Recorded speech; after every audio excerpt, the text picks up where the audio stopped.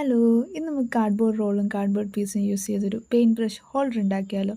So അതിന് വേണ്ടി നമുക്ക് ഹൈറ്റ് അനുസരിച്ച് എന്ത് ചെയ്യുക, ഒരു കാർഡ്ബോർഡ് റോള് എന്ത് ചെയ്യുക, കട്ട് ചെയ്തെടുക്കുക. അതിനുശേഷം കാർഡ്ബോർഡ് പീസിന് മുകളിലത്തെ ലെയർ എന്ത് ചെയ്യുക, നമ്മൾ കീറിക്കളയുന്നുണ്ട്. എന്നിട്ട് നമ്മുടെ ഹൈറ്റ് അനുസരിച്ച് അതൊന്ന് അളന്ന് നോക്കിയിട്ട് നമ്മൾ എന്ത് ചെയ്യുന്നു, 2 പീസ് കട്ട് ചെയ്തെടുക്കുന്നുണ്ട്. കട്ട് ചെയ്ത പീസ് ഒട്ടിക്കുന്നതിന് മുമ്പ് ഒരു കാർഡ്ബോർഡ് റോളിൻ്റെ ഓപ്പൺ സ്പേസ് ഒന്ന് കവർ ചെയ്യാൻ വേണ്ടി ഒരു ചെറിയ പീസ് സർക്കിൾ ഷേപ്പിൽ എന്ത് ചെയ്യുന്നു, കാർഡ്ബോർഡ് പീസ് കട്ട് ചെയ്ത് നമ്മൾ ഒട്ടിച്ചു കൊടുക്കുന്നു. കാർഡ്ബോർഡ് ഈ പീസ് റൗണ്ട് ഷേപ്പ് ഒട്ടിച്ചതിന് ശേഷം നമ്മൾ എന്ത് ചെയ്യുക, നേരത്തെ കട്ട് ചെയ്ത് വെച്ച് കാർഡ്ബോർഡ് പീസ് എന്ത് ചെയ്യുന്നുണ്ട്, ഒട്ടിച്ച് കൊടുക്കുന്നുണ്ട്. സോ ആക്ച്വലി ഇതിന് ശേഷമാണ് എനിക്ക് അബദ്ധം പറ്റിയത്. ഒട്ടിച്ച് വന്നപ്പം നമ്മുടെ കാർഡ്ബോർഡ് പീസുകൾ തമ്മിൽ ചെറിയൊരു ഗ്യാപ്പ് വന്നു.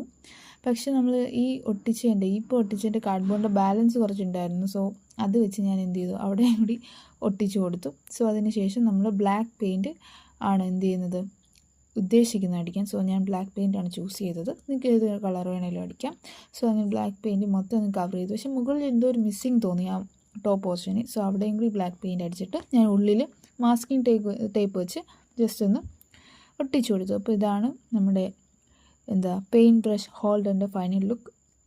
പെയിൻറ്റ് ബ്രഷ് തന്നെ ഇടണമെന്നില്ല, നമുക്ക് പെയിനും പെൻസിലും ഒക്കെ എന്ത് ചെയ്യാം, ഇടാം. ഇപ്പം നല്ല രസമുണ്ട് കാണാൻ. നല്ലൊരു ആ ഒരു വൈറ്റ് ടേബിളും കൂടി ആയതുകൊണ്ട് നല്ല രസമുണ്ട്. അപ്പം ഇതാണ് നമ്മുടെ ഫൈനൽ ലുക്ക്. നല്ല ക്യൂട്ടായിട്ടുണ്ട്, എസ്തറ്റിക് ആയിട്ടുണ്ട്. അപ്പം ഇത്രയേ ഉള്ളൂ. എല്ലാം ട്രൈ ചെയ്ത് നോക്കുക. ബൈ.